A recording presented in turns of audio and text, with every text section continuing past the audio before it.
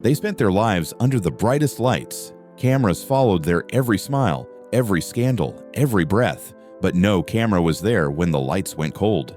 In Hollywood, death is supposed to be cinematic. Slow music, final lines, the hero's farewell. But for these stars, it wasn't a script that ended their story. It was surgery. Some went in chasing time, others chasing hope. They trusted the hands that promised healing and never opened their eyes again.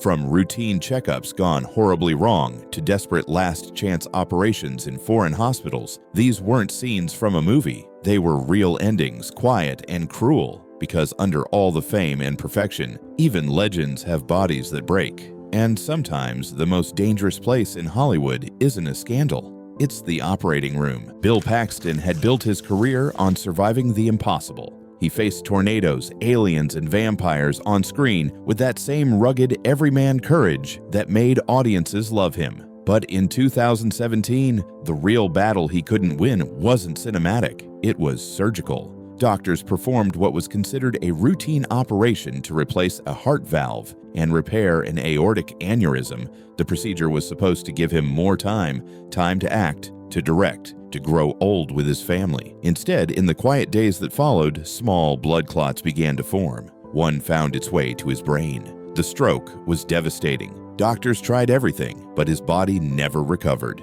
11 days later, Bill Paxton was gone. His family later filed a wrongful death lawsuit, not out of vengeance, but out of a desperate need to make sense of it. The man who had survived everything on screen had fallen victim to something invisible, something preventable. Joan Rivers' story is equally haunting. At 81 years old, she walked into a New York clinic for a simple, non-invasive throat procedure to check her vocal cords. She had been performing comedy the night before, sharp, witty, and full of life. The doctors assured her it was a quick, harmless checkup. But somewhere between laughter and anesthesia, something went terribly wrong. Her oxygen levels dropped, and no one noticed in time. Joan went into cardiac arrest and suffered severe brain damage. She never woke up. The woman who had built a legacy roasting celebrities and breaking barriers for female comedians died because someone failed to monitor her breathing. The public outrage was enormous, and the investigation that followed revealed shocking negligence.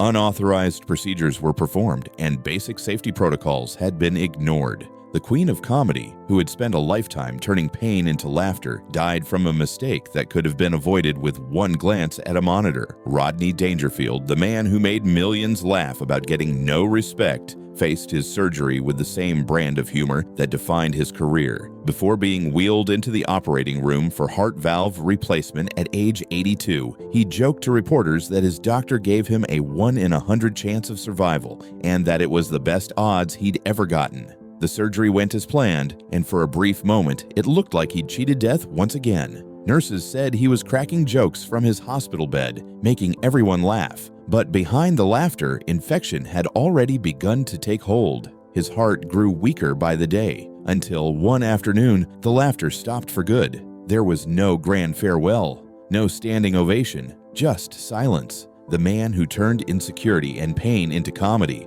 was gone, and Hollywood lost one of its most human voices. Then there was Eddie Fisher, the golden boy of the 1950s. He had once been America's voice of romance, his songs playing in living rooms across the country. But in 2010, at 82, a simple fall led to a hip surgery that doctors called routine. The operation went smoothly, but complications struck in the recovery room. His blood pressure dropped and internal bleeding began. By the time the doctors realized what was happening, his body had already given up. The man who had survived public scandal, heartbreak, and decades in the spotlight lost his final fight to a surgery meant to heal him. For all four of them, the end came not in chaos or accident, but in sterile rooms under fluorescent light.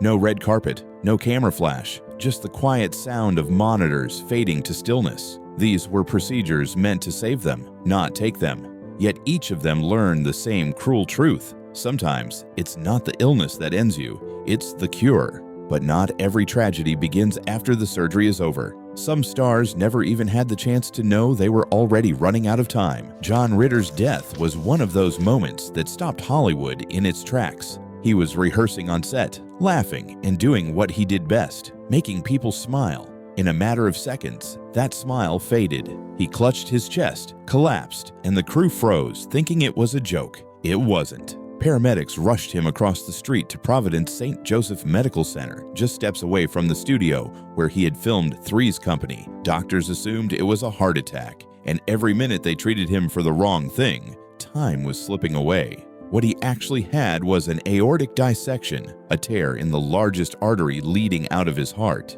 It's a condition that can look like a heart attack, but it kills faster than almost anything else. By the time doctors realized what was happening, it was too late. John Ritter died that night at just 54 years old. His death sent shockwaves through the industry and the medical community alike. An autopsy revealed that the signs of trouble had been visible years earlier during a routine scan that no one had acted on. His family filed a lawsuit, not to punish, but to raise awareness about a condition that rarely gives second chances. The hospital where he died, the same one where his TV co-star Alan Thicke would later pass away, became a haunting symbol of Hollywood's fragility. Then there was Heather O'Rourke, the child actress whose angelic face lit up the Poltergeist films. At just 12 years old, she collapsed suddenly at home. For months, doctors had misdiagnosed her with Crohn's disease, believing her abdominal pain was chronic but manageable. It wasn't.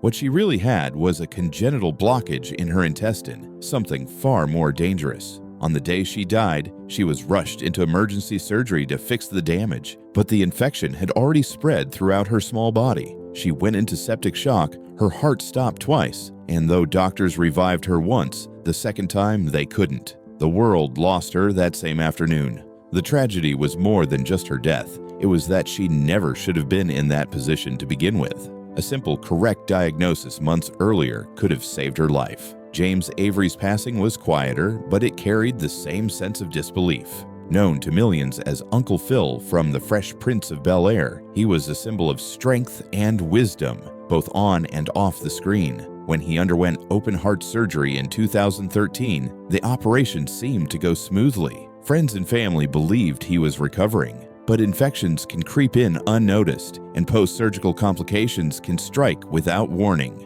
His organs began to fail one by one, and the heart that had made him a father figure to an entire generation finally gave out. For fans, his death felt personal. He wasn't just another actor, he was family. Will Smith later called him a second father, and the entire cast reunited privately to grieve, not for a celebrity, but for a man who had shaped their lives. His loss, like John Ritter's and Heather O'Rourke's, became a painful reminder that even under the best medical care, the smallest mistake, the quietest delay, can change everything. These weren't deaths born from recklessness or risk. They were stories of trust. Trusting doctors, trusting the system, trusting that pain meant something fixable. But for them, that trust was betrayed by the cruelest twist of all. The right answers came only after it was too late. And while some stars were failed by misdiagnosis, others refused to accept that their fate was final. They crossed borders, searched for miracles, and gambled their last breath on a chance to live. Steve McQueen was never built to surrender. Known as Hollywood's king of cool, he'd outrun explosions, cops, and even Nazis on screen. But in real life, he couldn't outrun cancer. Diagnosed with mesothelioma in 1980, doctors told him it was inoperable. Most people would have accepted that. Steve didn't. He crossed into Mexico searching for a miracle surgery no American doctor would perform. The operation was long and dangerous. Hours later, his heart stopped. The man who spent his life cheating death met it on his own terms, defiant to the very end. Farrah Fawcett's battle was just as fierce. In 2006, she was diagnosed with one of the most aggressive cancers imaginable. She refused to hide it, documenting every painful step in a raw, honest fight that inspired millions. She traveled to Germany for experimental surgeries and endured unbearable treatments. In 2009, her body finally gave out during a final operation meant to ease her pain. Hours later, the world learned of Michael Jackson's death, and her story was overshadowed. But to those who knew her courage, she was strength personified. Then there was Richard Harris, the Irish legend whose voice once shook stages and ruled kingdoms on screen. By 2002, he was frail, fighting cancer that had spread to his chest. Doctors attempted one last surgery to help him breathe,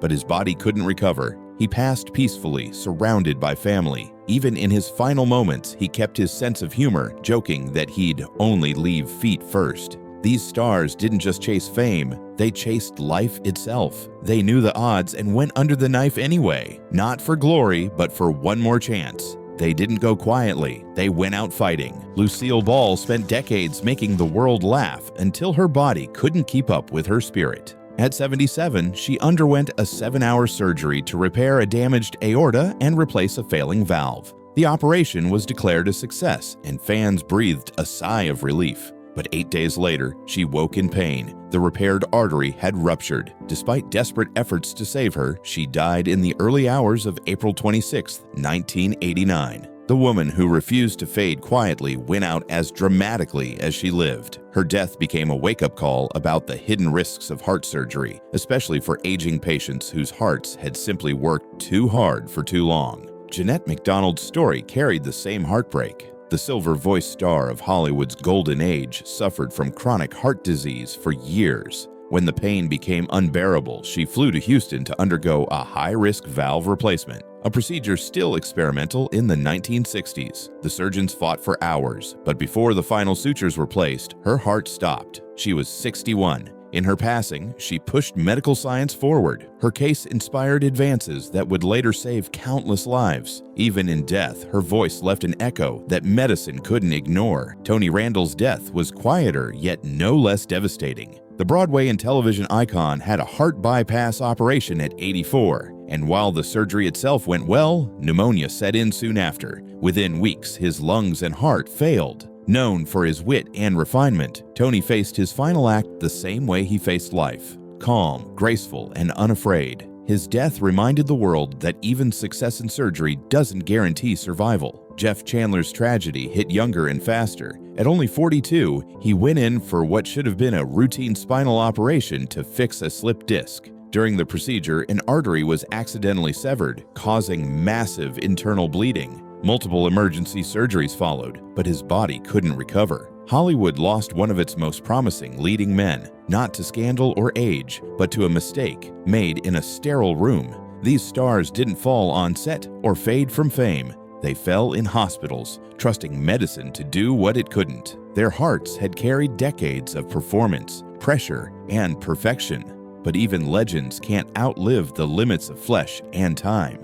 And yet, for some, the cruelest twist was poetic. The same hospitals that had seen them laugh, act, and live on screen would one day be where their final scenes played out. Alan Thicke was the kind of man who made fatherhood look easy. On Growing Pains, he played America's favorite dad, calm, wise, and unshakable. Off-screen, he wasn't much different. He stayed active, played hockey, and still carried that effortless charm. But on December 13, 2016, during a friendly game with his teenage son, Alan suddenly collapsed on the ice. Even then he was joking, laughing off the pain as paramedics rushed him to the hospital.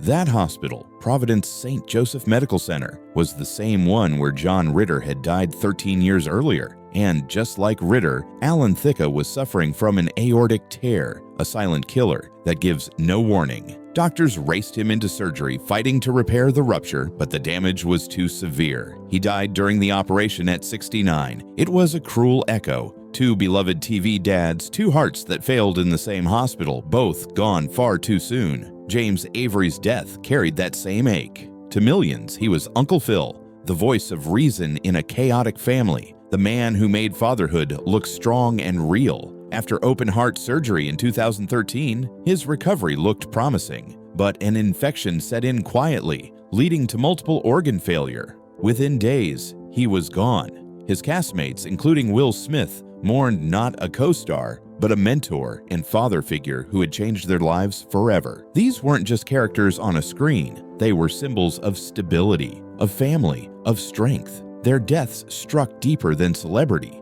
They felt personal. The very men who taught generations what love and leadership looked like didn't get a goodbye. Just the sound of flatlined monitors where laughter used to be. Their loss left a hole that no reboot or rerun could fill. Because even though their shows ended years ago for millions, it never felt like their story should have. And in a strange, haunting symmetry, the same hospital walls that once echoed with applause had now heard silence twice. But while the losses were devastating, they weren't in vain. These stories forced medicine and the world to take a hard look at what safe really means. After so many of these tragedies, one pattern became impossible to ignore. Most of these stars didn't die from rare diseases or reckless decisions. They died from something the world calls routine. Their stories exposed cracks in the system, overlooked risks, rushed procedures, and the quiet arrogance of believing that modern medicine can fix everything. When Joan Rivers' death made headlines, investigators discovered that her clinic had broken basic safety protocols. A biopsy was performed without her consent, and her vital signs weren't properly monitored. The case shook the medical world and forced clinics across the country to tighten their standards. Bill Paxton's family filed a wrongful death lawsuit after discovering that his surgery involved higher risks than he was told, leading to a nationwide discussion about informed consent. Even John Ritter's misdiagnosed aortic tear became the subject of new medical training programs designed to help doctors recognize the warning signs sooner. These deaths weren't just news, they became lessons.